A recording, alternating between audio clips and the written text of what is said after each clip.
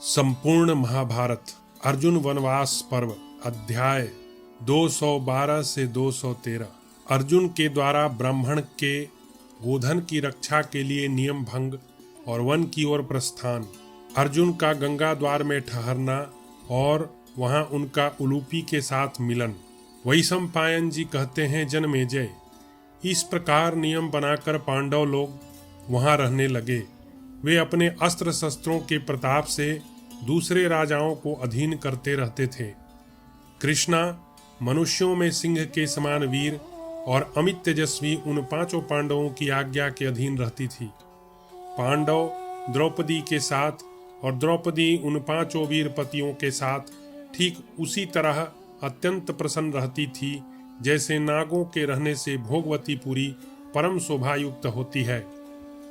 महात्मा पांडवों के धर्मानुसार बर्ताव करने के कारण समस्त कुरुवंशी निर्दोष एवं सुखी रहकर निरंतर उन्नति करने लगे।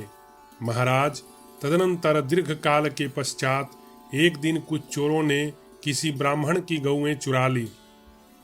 अपने गोधन का अपहरण होता देख ब्राह्मण अत्यंत क्रुद्ध हो उठा और खांडव प्रस्थ में आकर उसने उच्च स्वर से पांडवों को पुकारा, पांडवों, हमारे गांव से कुछ नीच, क्रूर और पापात्मा जोर जबरदस्ती गोधन चुरा कर लिए जा रहे हैं।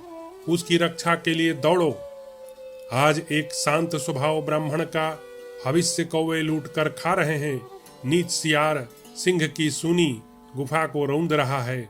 जो राजा प्रजा की आय का छठा भाग करके रूप में वसूल करता है किंतु प्रजा की रक्षा की कोई व्यवस्था नहीं करता, उसे संपूर्ण लोकों में पूर्ण पापाचारी कहा गया है। मुझे ब्राह्मण का धन चोर लिए जा रहे हैं। मेरे गौ के न रहने पर दुग्ध आदि हविष्य के अभाव से धर्म और अर्थ का लोप हो रहा है तथा मैं यहाँ आकर रो रहा हूँ। पांडवों, चोरों को दंड देने के लिए अस्त्र धारण करो। वैशंपायन जी कहते हैं, जनमेजय, वह ब्राह्मण निकट आकर बहुत रो रहा था।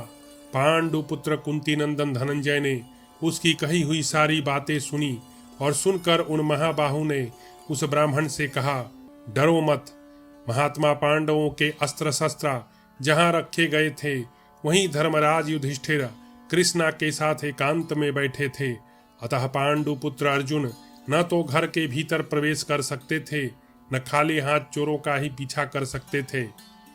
इधर उस आर्त ब्राह्मण की बातें उन्हें बार बार शस्त्र ले आने की ओर प्रेरित कर रही थी। जब वह अधिक रोने चिल्लाने लगा तब अर्जुन ने दुखी होकर सोचा, इस तपस्वी ब्राह्मण के गोधन का अपहरण हो रहा है, अतः ऐसे समय में इसके आंसू पोंछना मेरा कर्तव्य है, यही मेरा निश्चय है। यदि मैं राजद्वार पर रोते हुए इस ब्राह्मण की रक्षा आज नहीं करूंगा तो महाराज युधिष्ठिर को उपेक्षा जनित महान अधर्म का भागी होना पड़ेगा। इसके सिवा लोक में यह बात फैल जाएगी कि हम सब लोग किसी आर्त की रक्षा रूप धर्म के पालन में श्रद्धा नहीं रखते, साथ ही हमें अधर्म भी प्राप्त होगा। यदि राजा का अनादर करके मैं घर के भीतर चला जाऊं तो महाराज आजाद शत्रु के प्रति मेरी प्रतिज्ञा मिथ्या होगी। राजा की उपस्थिति में घर के भीतर प्रवेश करने पर मुझको वन में निवास करना होगा। इसमें महाराज के तिरस्कार के सिवा और सारी बातें तुच्छ होने के कारण उपेक्षणीय हैं। चाहे राजा के तिरस्कार से मुझे नियम भंग का महान दोष प्राप्त हो अथवा वन में ही मेरी मृत्यु हो जाए, तथापि शरीर को नष्ट करके भी गौ ब्राह्मण रक्षा रूप धर्म का पालन ही श्रेष्ठ है। जनमेजय, ऐसा निश्चय करके कुंती कुमार धनंजय ने राजा से पूछकर घर के भीतर प्रवेश करके धनुष ले लिया और बाहर आकर प्रसन्नता पूर्वक ब्राह्मण से कहा, विप्रवर, शीघ्र आइए। जब तक दूसरों के धन हड़पने की इच्छा वाले वे क्षुद्र चोर दूर नहीं चले जाते तभी तक हम दोनों एक साथ वहां पहुंच जाएं। मैं अभी आपका गोधन चोरों के हाथ से छीन कर आपको लौटा देता हूं। ऐसा कहकर महाबाहु अर्जुन ने धनुष और कवच धारण करके ध्वजायुक्त रथ पर आरूढ़ हो उन चोरों का पीछा किया और बाणों से चोरों का विनाश करके सारा गोधन जीत लिया।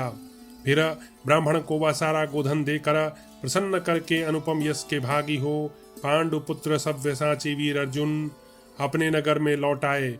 वहां आकर उन्होंने समस्त गुरुजनों को प्रणाम किया और उन सभी गुरुजनों ने उनकी बड़ी प्रशंसा एवं अभिनंदन किया।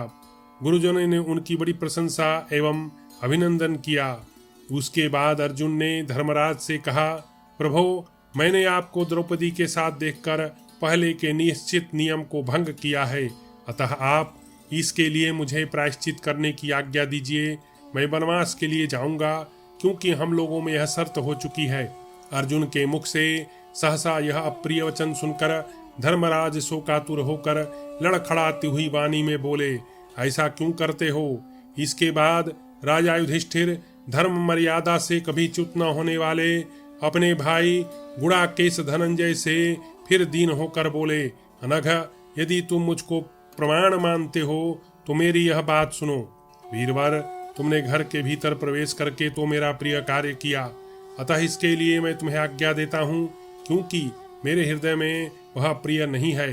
यदि बड़ा भाई घर में स्त्री के साथ बैठा हो तो छोटे भाई का वहां जाना दोष की बात नहीं, परंतु छोटा भाई घर में हो तो बड़े भाई का वहां जाना उसके धर्म का नाश करने वाला है।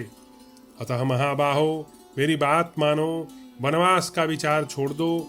न तो तुम्हारे धर्म का लोप हुआ है, न तुम्हारे द्वारा मेरा तिरस्कार ही किया गया है।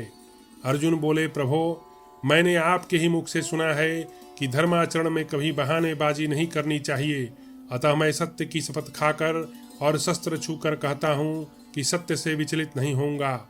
यशोवर्धन, मुझे आप वनवास के लिए आज्ञा दें। मेरा यह निश्चय है कि मैं आपकी आज्ञा के बिना कोई कार्य नहीं करूंगा। वैशंपायन जी कहते हैं, जन्मेजय, राजा की आज्ञा लेकर अर्जुन ने वनवास की दीक्षा ली और वन में 12 वर्षों तक रहने के लिए वे वहां से चल पड़े। वैशंपायन जी कहते हैं, जन्मेजय, कौरव वंश का यश बढ़ाने वाले महाबाहु अर्जुन जब जाने लगे, उस समय बहुत से वेदज्ञ महात्मा ब्राह्मण उनके साथ हो लिए। वेद वेदांगों के विद्वान, अध्यात्म चिंतन करने वाले, भिक्षाजीवी ब्रह्मचारी, भगवत भक्त, पुराणों के ज्ञाता, सूत, अन्य कथावाचक, सन्यासी, वानप्रस्थ तथा जो ब्राह्मण मधुर स्वर से दिव्य कथाओं का पाठ करते हैं, वे सब अर्जुन के साथ गए। जैसे इंद्र देवताओं के साथ चलते हैं, उसी प्रकार पांडुनंदन अर्जुन पूर्वोक्त पुरुषों तथा अन्य बहुत से मधुरभाषी सहायकों के साथ यात्रा कर रहे थे। भारत, नरश्रेष्ठ अर्जुन ने मार्ग में अनेक रमणीय एवं विचित्र वन, सरोवर, नदी, सागर, देश और पुण्य तीर्थ देखे। धीरे धीरे गंगा द्वार हरिद्वार में पहुंचकर शक्तिशाली पार्थ ने वहीं डेरा डाल दिया। जन्मेजय, गंगा द्वार में अर्जुन का एक अद्भुत कार्य सुनो, जो पांडवों में श्रेष्ठ विशुद्ध चित्त धनंजय ने किया था। भारत, जब कुंती कुमार और उनके साथी ब्राह्मण लोग गंगा द्वार में ठहर गए, तब उन ब्राह्मणों ने अनेक स्थानों पर अग्निहोत्र के लिए अग्नि प्रकट की। गंगा के तट पर जब अलग अलग अग्नियां प्रज्वलित हो गईं और सन्मार्ग में स्थित एवं मन इंद्रियों को वश में रखने वाले विद्वान ब्राह्मण लोग स्नान करके फूलों के उपहार चढ़ाकर जब पूर्वोक्त अग्नियों में आहुति दे चुके, तब उन महात्माओं के द्वारा उस गंगा द्वार नामक तीर्थ की शोभा बढ़ गई। इस प्रकार विद्वान एवं महात्मा ब्राह्मणों से जब उनका आश्रम भरा पूरा हो गया, उस समय कुंती कुमार अर्जुन स्नान करने के लिए गंगा में उतरे। राजन, वहां स्नान करके पितरों का तर्पण करने के पश्चात अग्निहोत्र के लिए वे जल से निकलना चाहते थे कि नागराज की पुत्री उलूपी ने उनके प्रति आसक्त हो पानी के भीतर से ही महाबाहु अर्जुन को खींच लिया। नागराज कौरव्य के परम सुंदर भवन में पहुंचकर पांडुनंदन अर्जुन ने एकाग्र चित्र होकर देखा तो वहां अग्नि प्रज्वलित हो रही थी। उस समय कुंती पुत्र धनंजय ने निर्भीक होकर उसी अग्नि में अपना अग्निहोत्र कार्य संपन्न किया। इससे अग्निदेव बहुत संतुष्ट हुए। अग्निहोत्र का कार्य कर लेने के पश्चात अर्जुन ने नागराज कन्या से हंसते हुए से यह बात कही, भीरू, तुमने ऐसा क्यों साहस किया है? भाविनी, यह कौन सा देश है? सुभगे, तुम कौन हो? किसकी पुत्री हो? उलूपी ने कहा, राजन, ऐरावत नाग के कुल में कौरव्य नामक नाग उत्पन्न हुए हैं। मैं उन्हीं की पुत्री नागिन हूँ। मेरा नाम उलूपी है। नरश्रेष्ठ, जब आप स्नान के लिए समुद्रगामिनी नदी गंगा में उतरे थे, उस समय आपको देखते ही मैं काम वेदना से मूर्छित हो गई थी। निष्पाप कुरुनंदन, मैं आपके ही लिए कामदेव के ताप से जली जा रही हूँ। मैंने आपके सिवा दूसरे को अपना हृदय अर्पण नहीं किया, अतः मुझे आत्मदान देकर आनंदित कीजिए। अर्जुन बोले, भद्रे, यह मेरे 12 वर्षों तक चालू रहने वाले ब्रह्मचर्य व्रत का संयम है। धर्मराज युधिष्ठिर ने मुझे इस व्रत के पालन की आज्ञा दी है, अतः मैं अपने वश में नहीं हूँ। जलचारिणी, मैं तुम्हारा भी प्रिय करना चाहता हूँ। मैंने पहले कभी कोई असत्य बात नहीं कही है। नागकन्ये, तुम ऐसा कोई उपाय करो जिससे मुझे झूठ का दोष न लगे, तुम्हारा भी प्रिय हो और मेरे धर्म को हानि न हो। उलूपी ने कहा, पांडुनंदन, आप जिस उद्देश्य से पृथ्वी पर विचर रहे हैं और आपके बड़े भाई ने जिस प्रकार आपको ब्रह्मचर्य पालन का आदेश दिया है, वह सब मैं जानती हूँ। आप लोगों ने आपस में यह शर्त रखी है कि हम लोगों में से कोई भी यदि द्रौपदी के पास रहे, उस दशा में यदि दूसरा मोहवश उस घर में प्रवेश करे, तो वह 12 वर्षों तक वन में रहकर ब्रह्मचर्य का पालन करे। अतः आपके बड़े भाई ने वहां धर्म की रक्षा के लिए केवल द्रौपदी को निमित्त बनाकर यह एक दूसरे के प्रवास का नियम बनाया है। यहाँ आपका धर्म दूषित नहीं होता। विशाल नेत्रों वाले अर्जुन, आपको आर्त प्राणियों की रक्षा करनी चाहिए। मेरी रक्षा करने से आपके धर्म का लोप नहीं होगा। यदि आपके इस धर्म का थोड़ा सा व्यतिक्रम भी हो जाए, तो भी मुझे प्राण दान देने से तो आपको महान धर्म होगा ही। अतः मेरे स्वामी कुंती कुमार अर्जुन, मैं आपकी भक्त हूँ, मुझे स्वीकार कीजिए। यह आर्त रक्षण सत्पुरुषों का मत है। महाबाहो, यदि आप मेरी प्रार्थना पूर्ण नहीं करेंगे तो निश्चय जानिए मैं मर जाऊंगी। अतः मुझे प्राण दान देकर अत्यंत उत्तम धर्म का अनुष्ठान कीजिए। पुरुषोत्तम, मैं आपकी शरण में आई हूँ। कुंती कुमार, आप प्रतिदिन न जाने कितने दीनों और अनाथों की रक्षा करते हैं। मैं भी यही आशा लेकर शरण में आई हूँ और बार बार दुखी होकर रोती गिड़गिड़ाती हूँ। मैं आपके प्रति अनुरक्त हूँ और आपसे समागम की याचना करती हूँ। अतः मेरा प्रिय मनोरथ पूर्ण कीजिए। मुझे आत्मदान देकर मेरी कामना सफल कीजिए। वही सम्पायन जी कहते हैं, जन्मेजय, नागराज की कन्या उलूपी के ऐसा कहने पर कुंती कुमार अर्जुन ने धर्म को ही सामने रखकर वह सब कार्य पूर्ण किया। प्रतापी अर्जुन ने नागराज के घर में ही वह रात्रि व्यतीत की। फिर सूर्योदय होने पर वे कौरव्य के भवन से ऊपर को उठे। उलूपी के साथ अर्जुन फिर गंगा द्वार में आ पहुंची। साध्वी उलूपी उन्हें वहां छोड़कर पुनः अपने घर को लौट गई। भारत जाते समय उसने अर्जुन को यह वर दिया कि आप जल में सर्वत्र अजय होंगे और सभी जलचर आपके वश में रहेंगे, इसमें संशय नहीं है।